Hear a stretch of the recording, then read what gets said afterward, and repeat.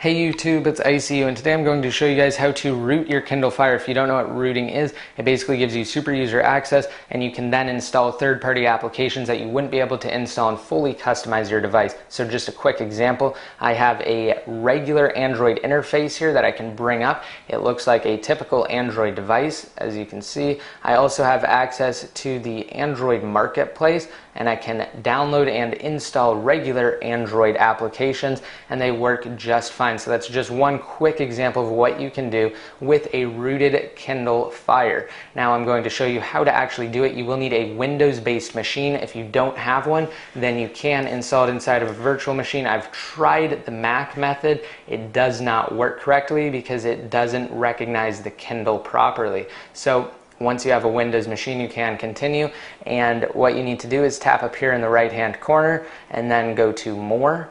Once here, go to Device. Now I'm going to put it up here because it has my serial number, and you will need to allow the installation of applications from unknown sources. So if it's off, just make sure you turn it on, because again, we are rooting it. It's from an unknown source. So you need to have that enabled before you can actually root it.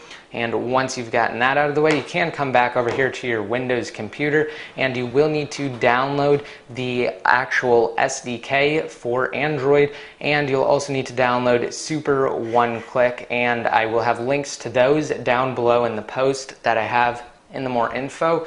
Just go to that post and you will be able to download those files, and you can open up the SDK installer.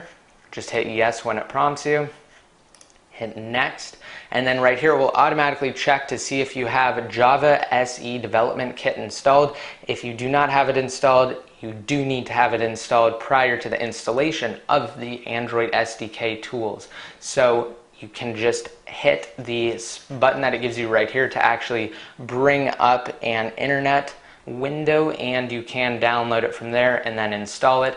And once it is installed, you exit out of the Android SDK tools setup and you just open it back up again, allow, and then you can continue, and it will check to see if you have it installed. And obviously, because you just installed it, you can continue and hit next. And I highly recommend right here changing the destination folder to C:\Android with a capital A. That will make things easier, because you don't have to type as much. So just hit next. It's saying it already exists because I already have it installed, so that's okay.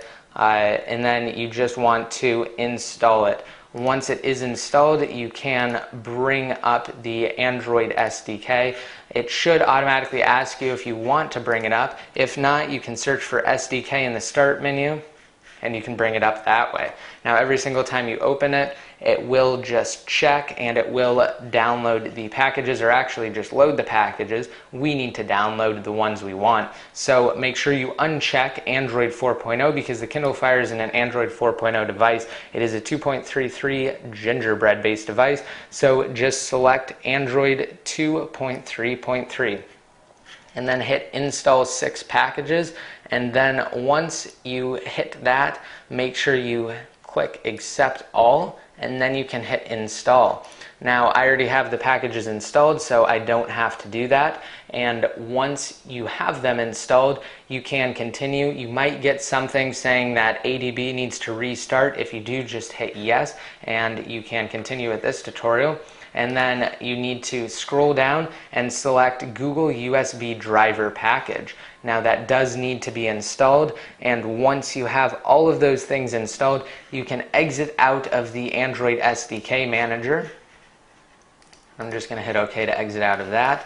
And then what you have to do is browse to the folder where you installed the Android SDK, and mine again is just C:\and Android, and that's just on your C drive, Android, and then it's right here. What you have to do from here is go to Extras, Google USB driver, and then right here where it says Android_WinUSB, you need to right click that and then go open with Notepad. It should be the only option there, and once you have it brought up, you need to copy a certain code.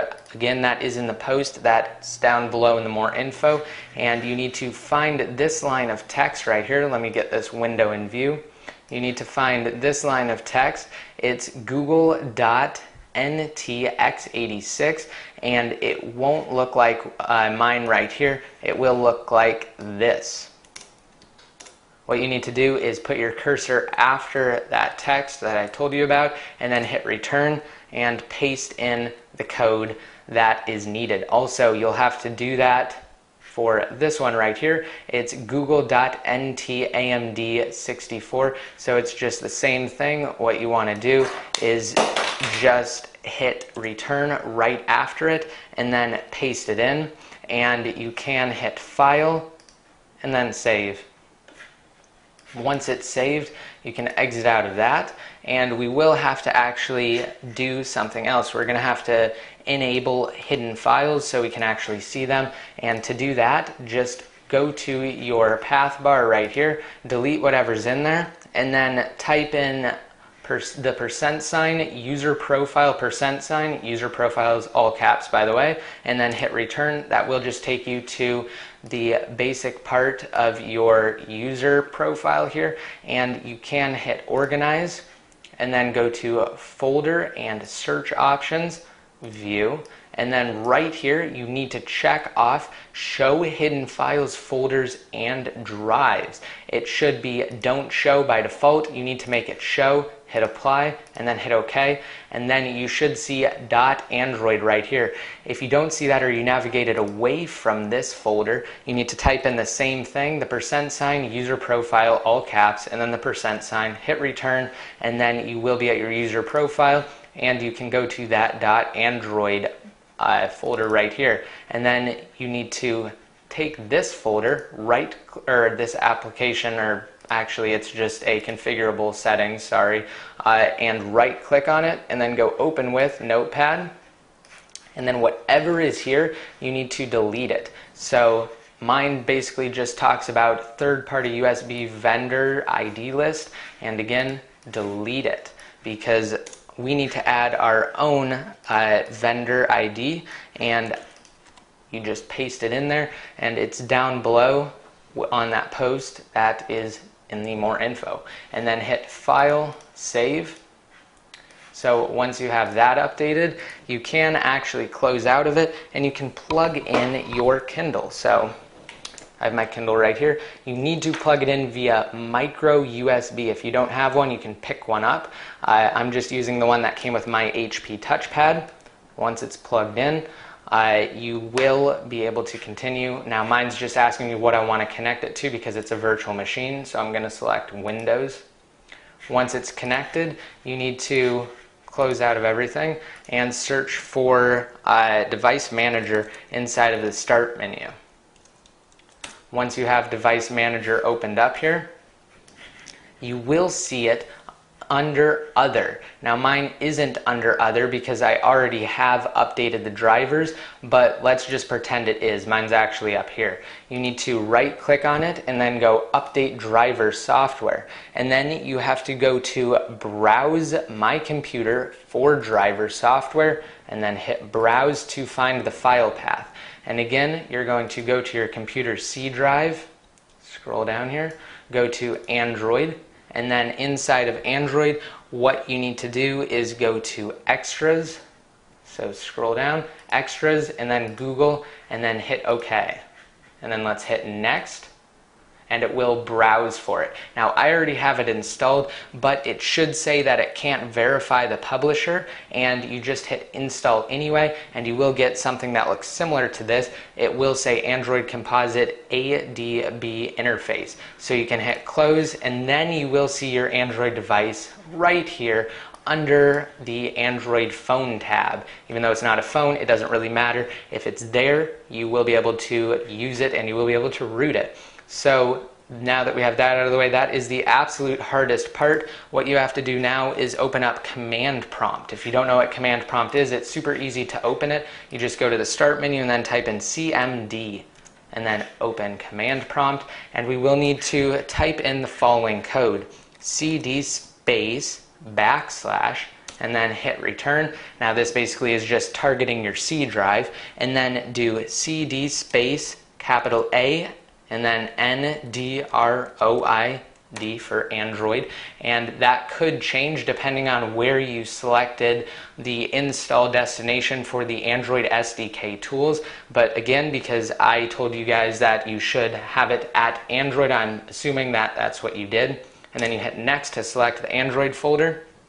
And then you're going to do CD space platform and then dash tools. Now it's selected that tools folder, and then you're going to do ADB space kill and then dash server. And then it will go through and it will kill the server processes. And then you need to type in ADB space devices.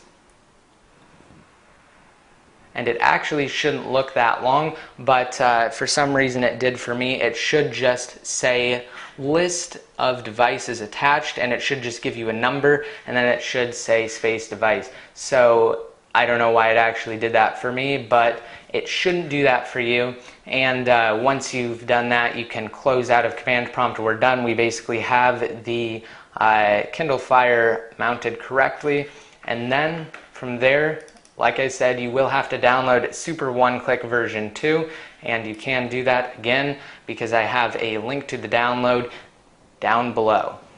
And then once you are here, you can hit Super One-Click and then hit yes, and then simply select root. And it will actually go through and root it. Now I'm not going to wait for this because it does take some time. It actually says that my device already appears to be rooted, so I'm going to click yes. Actually, I'm going to click no because I don't want it to overwrite anything. But you are just going to click yes to whatever it asks you. It doesn't matter. It should only be like 2 different windows, and just click yes to it, and then you will have a rooted Kindle Fire, and you can gain super user access, and you can basically install anything that you want. And I will do tutorials for you guys and show you how to get your device, like mine, where you can access the actual Android market here.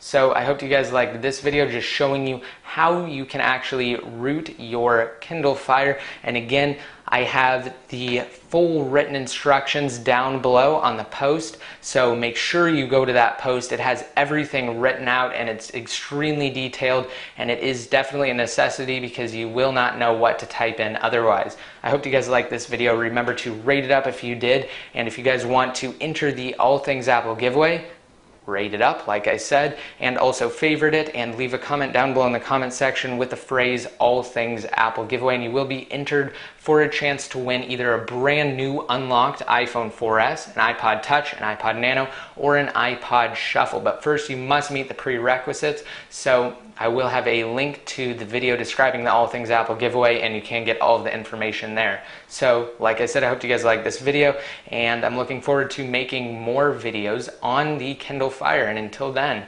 just stay tuned. This is ICU signing out.